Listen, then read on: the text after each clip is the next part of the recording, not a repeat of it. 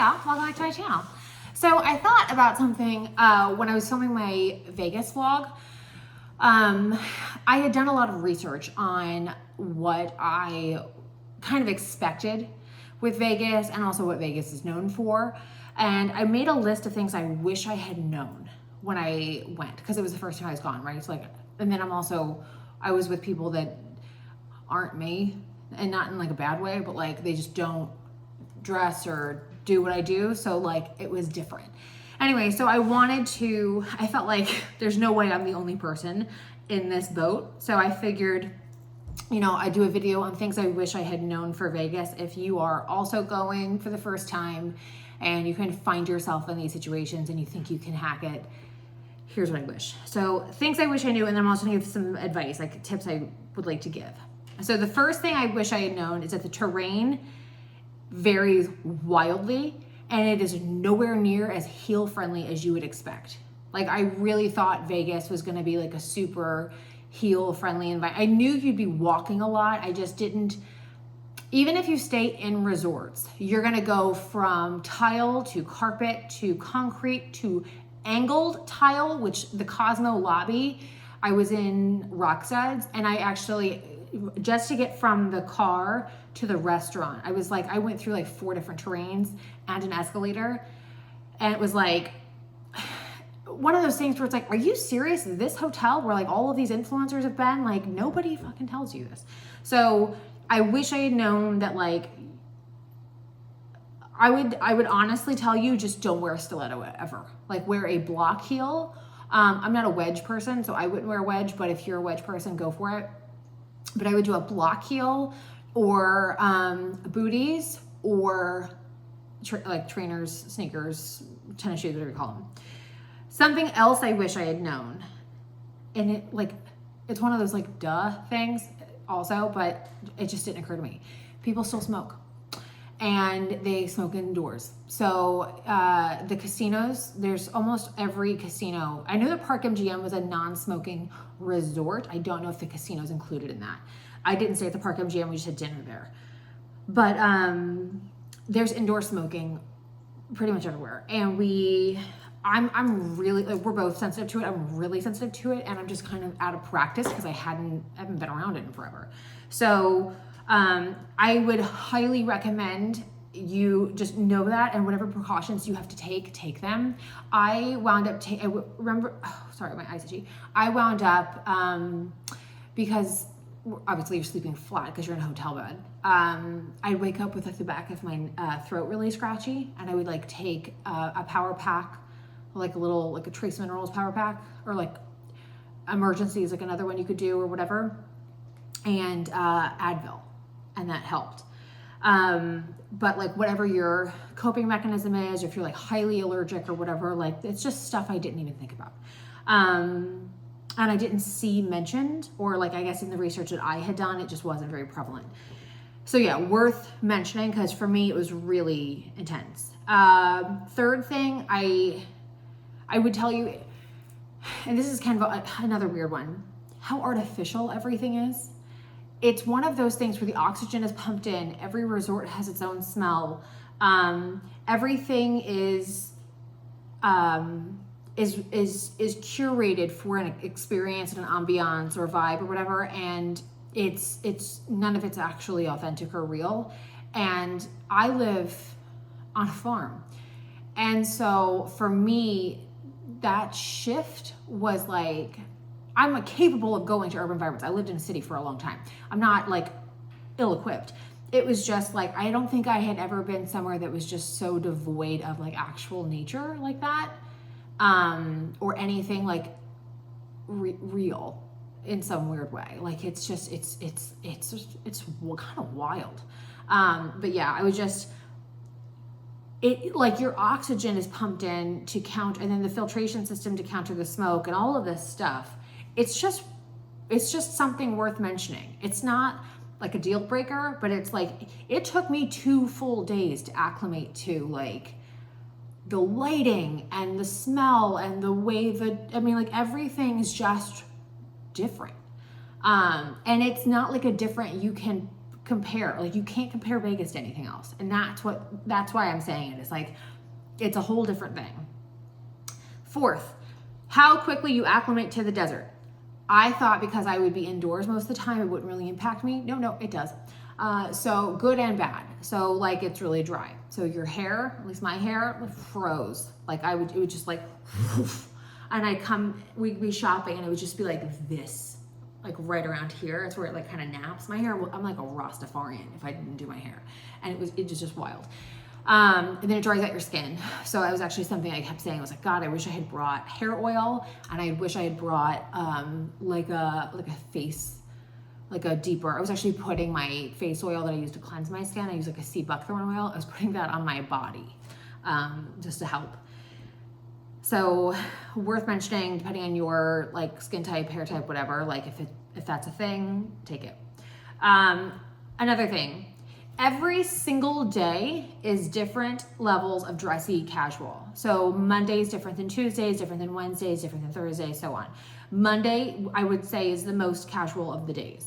So if you're going to wear like jeans to dinner, and take this for what it's worth, right? This is just my perspective. Obviously do your thing. But for me, I wanted to dress up, and you're probably gonna do that I was seeing it Tuesday. I was the only one dressed the way I was dressed on Monday. By Wednesday, I was seeing it. Like a lot. I also think probably where you're staying or where you're going is a factor in that. I would definitely confirm that. But like, at least just seeing the people coming and going, I saw a lot more dressed up Wednesday and Thursday. And I had seen more on Tuesday than Monday. I like kind of stood out a little bit on Monday. And for reference, I was at Monday, I was at Cosmo for dinner. Tuesday, I was at the Cosmo for dinner. Wednesday, we were at Paris for dinner. Thursday, I was at Park MGM for dinner. We did Scarpetta, STK. Those were work dinners. We didn't get to pick those restaurants. The Bedford by Martha Stewart and Best Friend by Roy Choi. But worth mentioning, so if you're kind of plotting out your outfits, like, you're going to get away with more on Monday. I would say if you care, like, you go harder on Wednesday, Thursday, Friday. We left on Friday, so I can't really speak to that, but I know the weekend's like a whole different thing. Something else I'd mention, how quickly you adjust to it being a night city was pretty impressive. I'm an early bird, and I'm also on Central Time. It being on Pacific Time, it kind of gave me anxiety because I was like, oh my God, how am I going to rally? You rally with something called the espresso martini. That thing pulled a lot of weight. Very proud of that thing. But the other thing I would really mention is I'm not a big napper. I think I took one, maybe. But everybody has blackout curtains, like there's ways, but like you really do adjust fast, which I'm really grateful for because that was like literally one of my main concerns. So, the last thing I wish I had known was every resort has like a vibe. And I don't mean it in like, oh, they try a little bit here and there. Like, no. They like, everybody smells a certain way. Their like theme, they go to the nth degree on. It's super cool. But I say this because if you resort hop like we did, we were just exploring, it is sensory overload. Like it is because they go so hard that it's like, it's awesome, but you're like fully going to Paris, you're fully going to New York, you're fully going to whatever MGM Grand's was. MGM Grand's isn't really a vibe. It's just kind of dark. And like, it definitely feels a certain way, but I wouldn't recommend it. I didn't particularly love it. It's just where we were the first 2 nights. I would say Aria smells the strongest, and it smells of like sweet vanilla. What else? Yeah, like, so if you are just indoor walking, like everywhere you go smells like something. And then by contrast, you're like if you go into a mall, like the fashion show or something like that actually is one that's a good one. You go in there and the smell of that is so significantly different because of what you've just been accustomed to. Like the fry oil that's never been changed, that kind of dingy, like wet trash smell it was raining. Stuff like that. Like, it's just like sensory overload, and you're much more like aware of that kind of stuff going in. So if that is something that it impacts me, so if it impacts you, I just, full disclosure, worth mentioning. But also, if you're somebody who's like really fragrance sensitive, I would definitely state, like, heads up. Some tips I would give you if you're going. One, no question, carry Advil, ibuprofen, electrolytes, power packs, whatever you take. Whatever your like infirmary travel situation is, take all of it. I took a bunch of foot care products I didn't necessarily need, but I'm glad I took them. I just realized like, I don't have like dark lighting and people and rain and angled tile. I'm gonna go to the hospital. I'm gonna like break an ankle. Like, I'm not doing this. So I wore heels the one day, and then I was like, it's fine. Which kind of pissed me off because I wish I had taken my booties, but whatever. But take all your infirmary stuff. 2, my second tip, try to get your itinerary nailed down so you can map your distances and outfits, especially on specific days. So if you've got a goal, like if you're going for certain photos or a vibe or whatever it is that you're trying to do, like if you're putting that kind of effort into what you look like or what you're trying to create or what you want this trip to be, like dial it in. You know what I mean? Like really nail it down, because that was something where I didn't have that. And it's not a deal breaker for me, but I have a lot of friends that it would be, and I'm just conscious of it. So if you are somebody who's like, I really want to wear this or look like this or feel like this, or it's a bachelorette party and like this is important, like dial it in. You know what I mean? Yeah, otherwise you're just gonna suffer. And yeah, I'd also state like it's really worth, if that's important to you, it's really worth picking your resort on, like do that on with intention. Like if you want to go more upscale versus more like young, kind of like the yard of like well margarita, like that's a different kind of person than me that exists there. But yeah, like play to your crowd and your vibe and what you're trying to do. My third tip I would give you, and I saw it, so I'm going to say it here. Never ever go barefoot in a casino or a resort. Ever. Never ever. I don't care. Never. Wear flats. I had multiple cocktail waitresses say this to me. I would never. I'm like too much of a germaphobe to ever do that. Like I will just die in the hallway in my heels. But I saw it, and I just like, I'm not like Howie Mandel level germaphobe, but it does make me like tighten the chest when I see it. I'm like, oh my God, you're gonna get like, you know, like I freak out.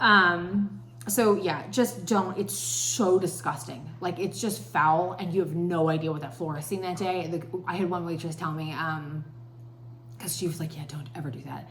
And she was, I would like, there's absolutely no way in hell there would ever be a situation where I would do that. And she was, I saw somebody throw up, and she pointed, she goes, in that hall right there, and then the next person behind them walked right through it barefoot, and they were so drunk they didn't even notice. And I was like,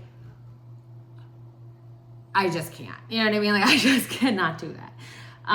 But I'm very like hygiene minded, and I don't like, you know, whatever. So just don't do it. Please don't do it. You're gonna, oh my God, I don't even know what you're gonna have to do. Like I can't. You know. So anyway, so those are things, just to keep it kind of short and sweet as much as I could. Things I wish I had known that no one had said. And even actually Jeremy was saying like, I did a really good job preparing you for distance.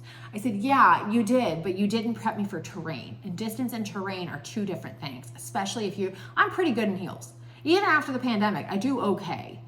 And I wore heels I'd be fine in, but still. Terrain wears you out quicker than the actual steps do, because of the focus that's required, you know what I mean? And it takes you out of the moment because you're trying to make sure you don't fall. So yeah, I'd really drive that one home for you, especially if you're somebody who's like, I'm 5'4", so it's like, I'm gonna wear a heel if I can. But yeah, anyway, hopefully this was helpful to you. We're gonna go to London next, so I'm sure I'm gonna do a London one because I've never been there either.